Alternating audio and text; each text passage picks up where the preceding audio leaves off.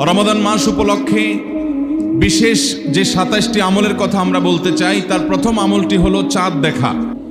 রমাদানের দ্বিতীয় আমল হলো সবচেয়ে গুরুত্বপূর্ণ আমল, সেটা হলো সিয়াম সাধনা, রোজা রাখা।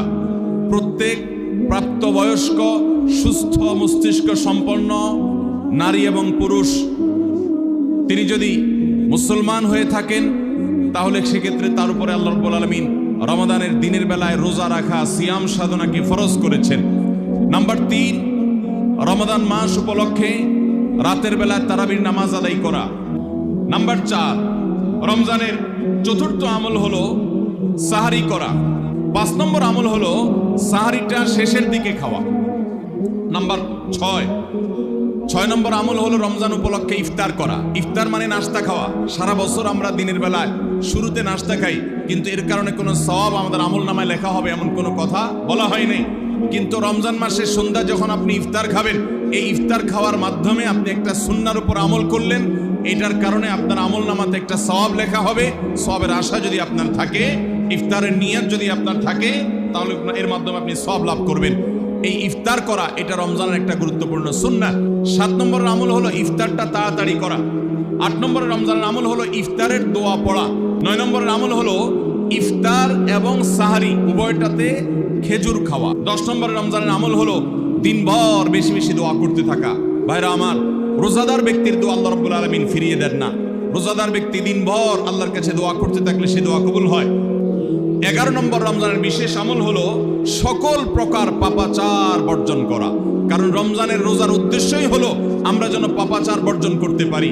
১২ নম্বর আমল হলো পাপাচারের মধ্যে আবার বিশেষ করে মিথ্যা কথা, মিথ্যা কাজ, প্রতারণা ২ নম্বরই, এগুলো পরিহার করে চলা। এগুলো অন্য সময় তো পরিহার করতেই হবে, রমজানে আরো বিশেষ গুরুত্বের সাথে পরিহার করতে হবে। ১৩ নম্বর আমল হলো স্পেশালি ঝগড়াঝাটি থেকে বিরত থাকা। ১৪ নম্বর বিশেষ আমল হলো সাধারণ যত আমল আছে, সাধারণ যত ভালো কাজ আছে, সেই ভালো কাজগুলো এই মাসে সবচেয়ে বেশি গুরুত্বের সাথে করা। ১৫ নম্বর আমল হলো খুব গুরুত্বের সাথে ইস্তেগফার করা, আল্লাহর কাছে গুনাহ মাফ চাওয়া। কারণ আপনারা জানেন রমজান মাস এসেছে আমাদের গুনাহগুলোকে মাফ করাবার জন্য। ১৬ নম্বর রমজানের বিশেষ আমল হলো রোজাদারকে ইফতার করানো। নবী করিম সাল্লাল্লাহু আলাইহি ওয়াসাল্লাম বলেছেন, মান ফাত্তারা সাইমান ফালাহু মিথলু আজরিহি মিন গায়রি আন ইউনকাসা মিন আজরিহি শাইআ। যদি কেউ কোনো রোজাদারকে ইফতার করায়, আল্লাহ রাব্বুল আলামিন ওই রোজাদারের রোজার কারণে তিনি যে সওয়াব পেয়েছেন তারটা তিনি পাবেন। অতিরিক্ত বোনাস হিসেবে যেই লোকটা ইফতার করালো রোজাদারকে, আল্লাহ তাআলা তাকে সমপরিমাণ সওয়াব দান করবেন। ১৭ নম্বর রমজানের স্পেশাল আমল হলো যে রমজানের বিশেষ গুরুত্বের সাথে কোরআন তেলাওয়াত করা। কারণ রমজান মাসের পরিচয় দিতে গিয়ে আল্লাহ তাআলা কোরআনে বলেছেন, শাহরু রমাদান আল্লাযী উনজিলা ফীহিল কুরআন।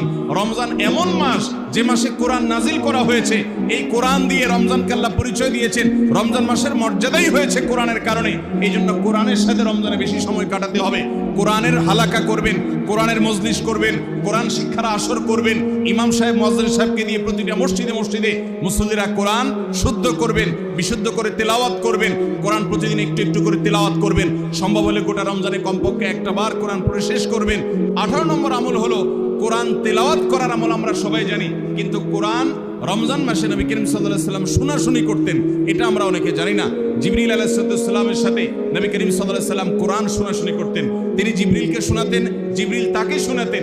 এই জন্য রমজান মাসে আপনি কোরআন তেলাওয়াত করে আপনার স্ত্রীকে শোনান, স্ত্রী তেলাওয়াত করবে, আপনি শুনেন, আপনি অন্য কারোর সাথে এভাবে শোনাশুনি করেন।